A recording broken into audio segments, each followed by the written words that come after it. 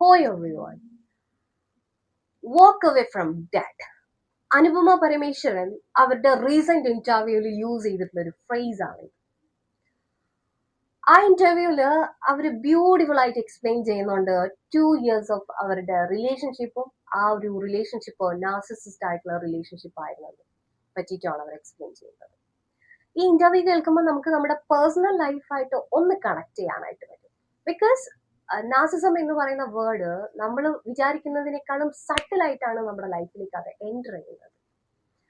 ഈ ഒരു റിലേഷൻഷിപ്പിലായിരിക്കുന്ന സമയത്ത് അതിന്റെ ആദ്യ സമയങ്ങളിലൊക്കെ അവർ നമ്മളെ അപ്രീഷിയേറ്റ് ചെയ്യും. പിന്നെ പിന്നെ നമുക്ക് തോന്നിക്കും ദാറ്റ് നമ്മളാണ് അവരുടെ ലൈഫിലെ പ്രയോറിറ്റി ലിസ്റ്റിലുള്ള നമ്പർ 1 പേഴ്സൺ.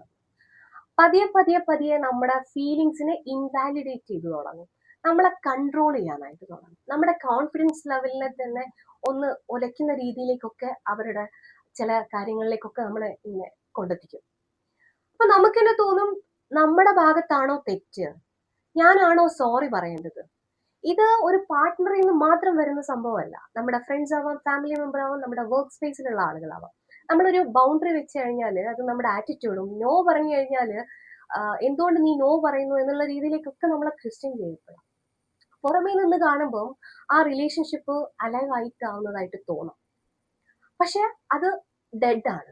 അതിന് ഒരിക്കലും നമ്മളെ ജീവൻ കൊടുത്തിട്ട് അതിനെ ജീവിപ്പിക്കാൻ നോക്കരുത്.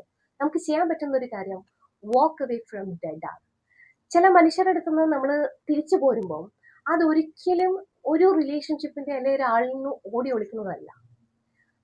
നമ്മളെ തന്നെ കണ്ടെത്തുന്നതിനും നമ്മളെ തന്നെ തിരിച്ചു പിടിക്കുന്നതിനുള്ള ഒരു ശ്രമമാണ്. So walk away from dead. Thank you so much, and please do comment your thoughts on this. Thank you so much.